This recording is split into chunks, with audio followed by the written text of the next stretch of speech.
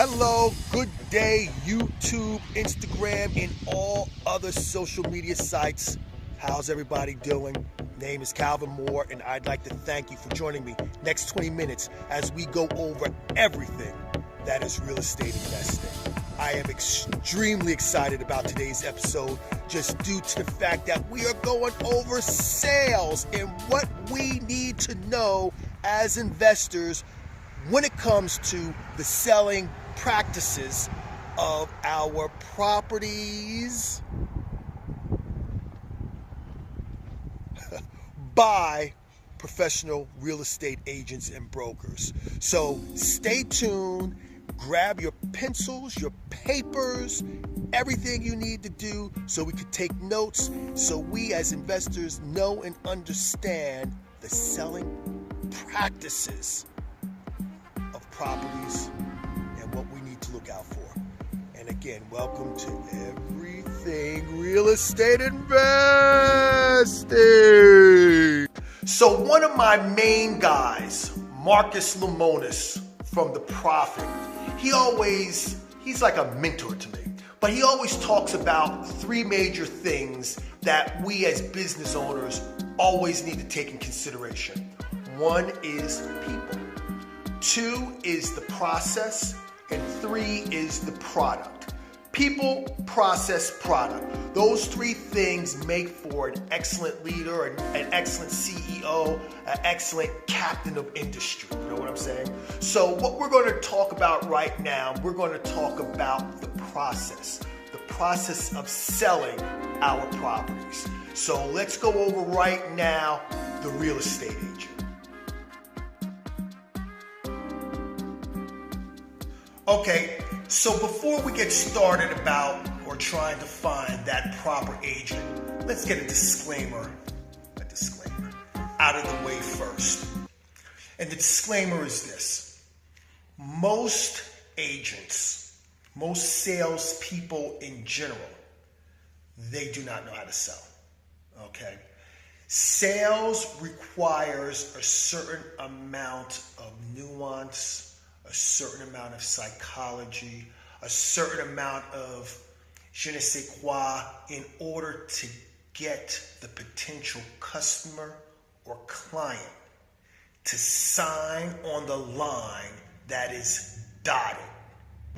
And most salespeople don't know how to do that. That's just a fact. And it doesn't matter if we're talking about real estate sales for agents or brokers. I don't care if we're talking about car sales or anything like that, because I've been in this industry for 30 years as a professional salesman, and I've sold everything from stocks and bonds to cars to insurance to real estate, and I've always been in the top 3% of all agents working at any firm that, basically I've been employed at.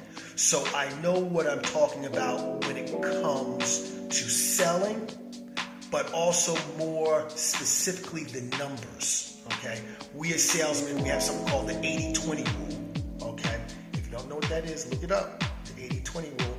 But basically what that states is that 80% of anything you're trying to sell, there's going to be a no attached to it. That means 20% are going to say yes. So, when it comes to selling your home, a salesman, a professional salesman will know that it's all about the numbers, okay? And when we're talking about the numbers, we're talking about qualified numbers. Let's get back to real estate. Qualified leads. Very, very important. Okay? A lot of times, and we're going to get into the open house in a second, but a lot of times with the open houses, you will see your agents talk about, oh, we're going to have an open house. Oh, I'm going to have this sign-in sheet. Oh, I'm going to show the property. Oh, I'm going to get that sign-in sheet, and on Sunday or Monday or Tuesday, I will call those people back. I will see if they like the property, and then I will try to sell them.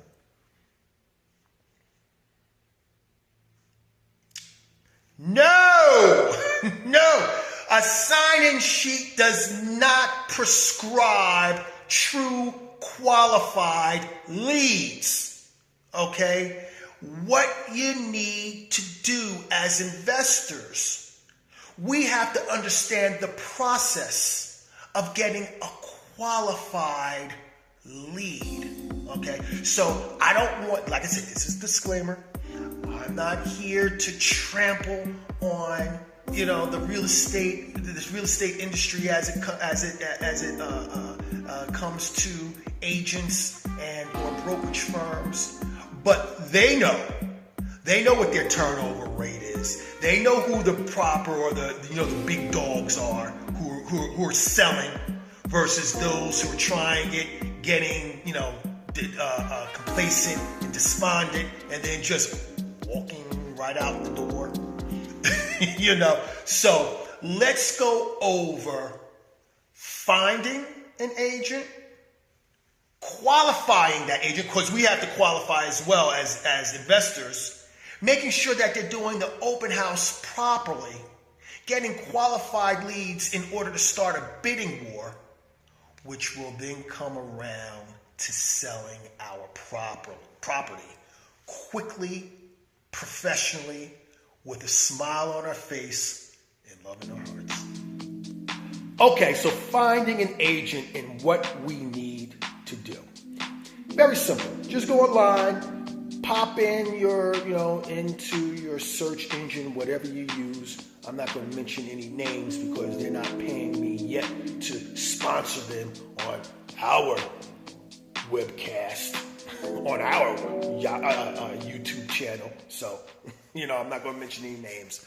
But go ahead, type in your search engine, whatever you use, top real estate agent in your area. Now, what I would do, I wouldn't do it by city, I would do it by county. Here in New Jersey, let's just say if you live in a Montclair or something like that, you want to do top real estate agent in Essex County.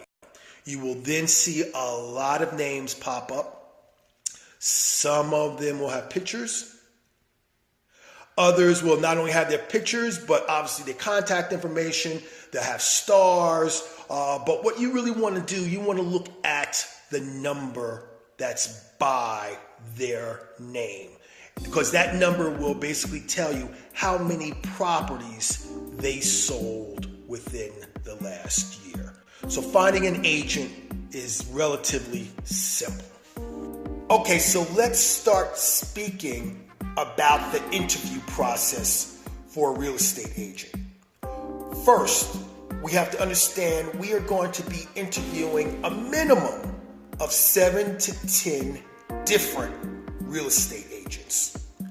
Also, we have to understand that when these agents come to our investment property, they are listing agents. Their sole reason for existence right then and there is to sell you on using them to list your property, to list our property.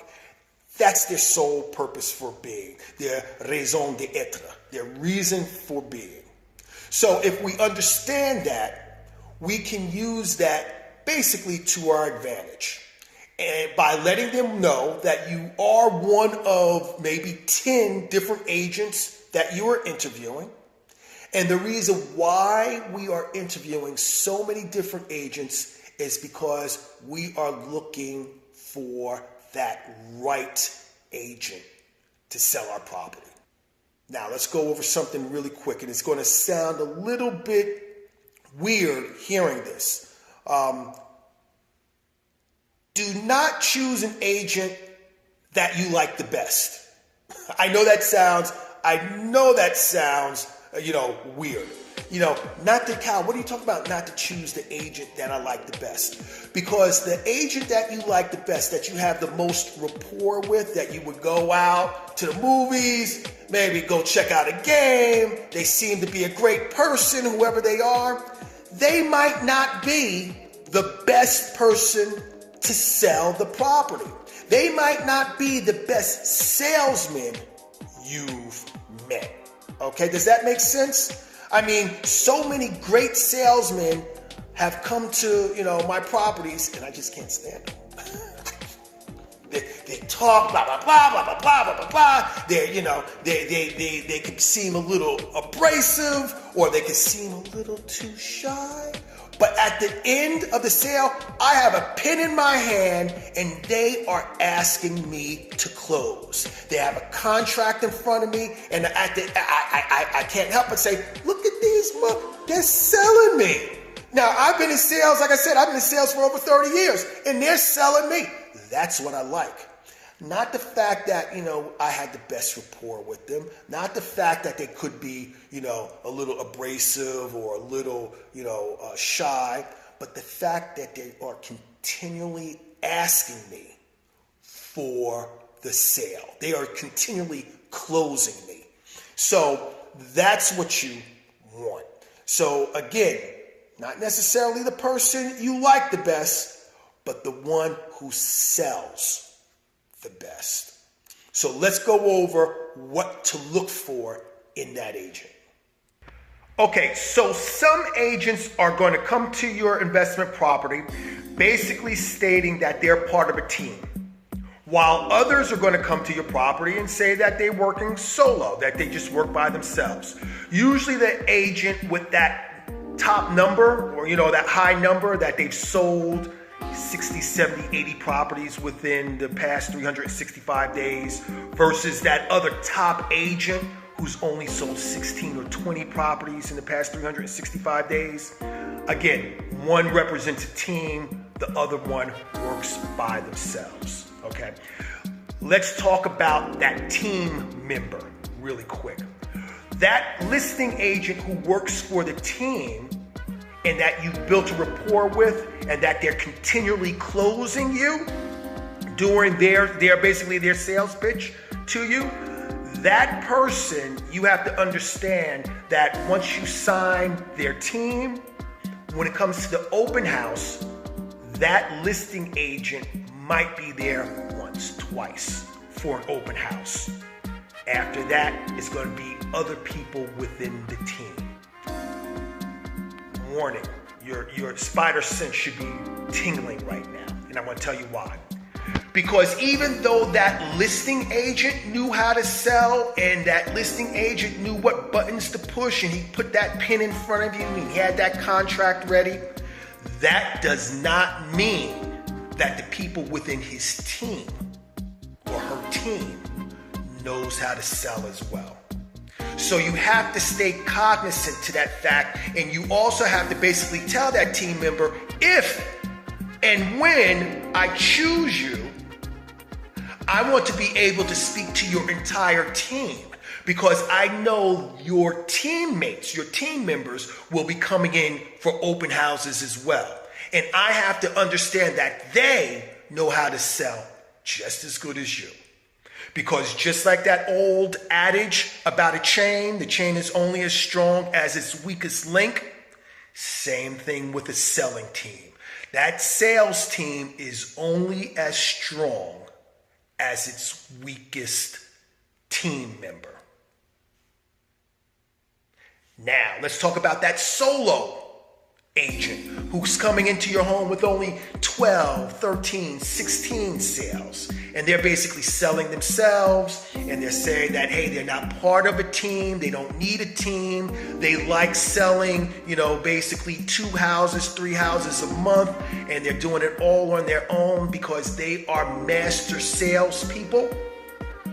And that, they don't need a team and they don't want a team. They could be good as well.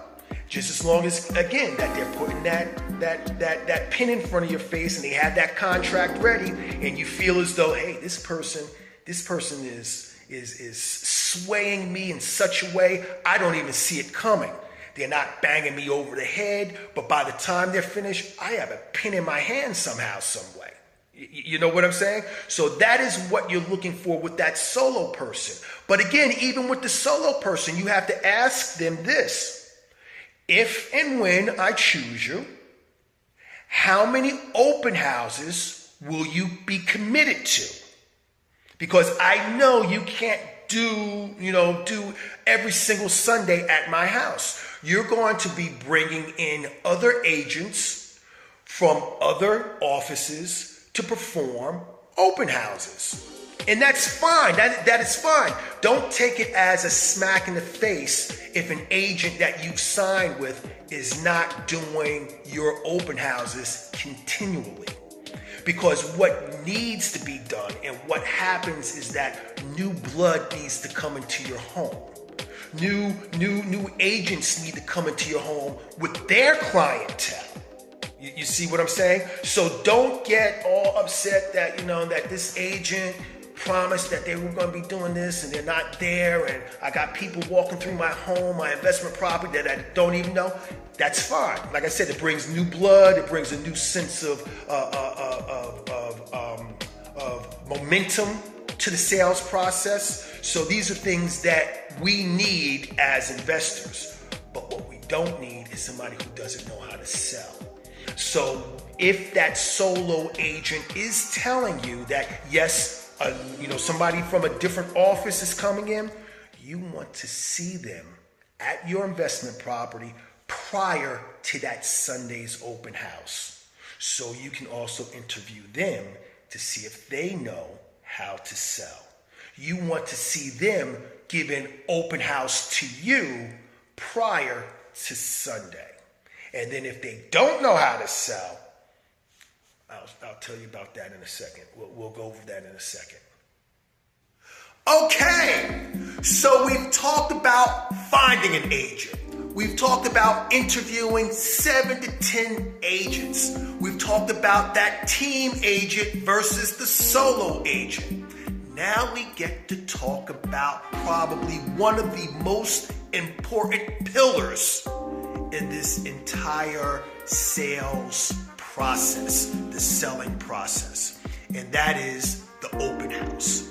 Because all of this work leads up to the open house. And if your agent knows how to perform an open house properly, if you, as the investor, know what to look for in a proper open house.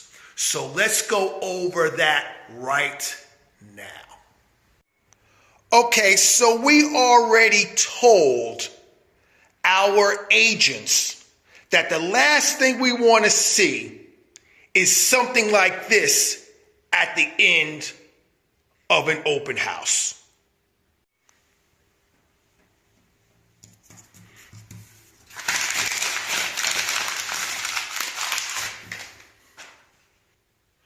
What we want at the end of our open houses, as far as a qualified lead is concerned, we want our agents to know that we expect, 1, all leads will have the person's name, 2, cell phone number, 3, an email address, 4, is this the first home that the prospective customer or client has seen? 5, where else has that person looked? 6, what price range has that prospective customer or client looked at as far as the homes that they've seen? 7, who is their agent, if any?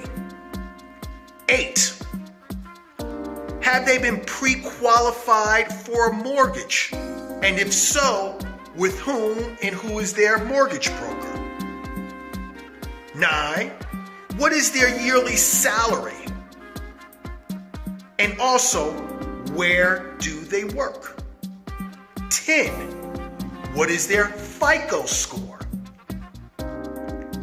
And 11, when can they come by for a second showing and meeting. Now, a lot of agents are going to say to you, get the heck out of here.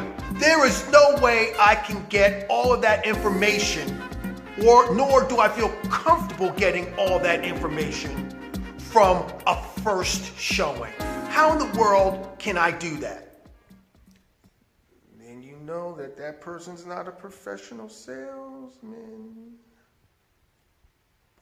But that doesn't mean you can't work with them. You just basically have to show them how. You have to have a script ready, which I'm going to show you. I'm going to tell you about the script as well, where you can get all that information and more in the same amount of time that they would do a regular showing their old way and having them just sign off on that sign-in sheet. Oh! Ding, ding! Ding, ding! Ding, ding! Yes, it's over with. Hey, it's 20 minutes. What can I say? What can I do? 20 minutes goes by so quick, doesn't it? I mean, it flew by. And we haven't even got into the open house pitch yet. How the agent is supposed to conduct an open house. So until then, I want you guys to have an excellent week. And as always, have a happy and wonderful real estate, everything real estate investor.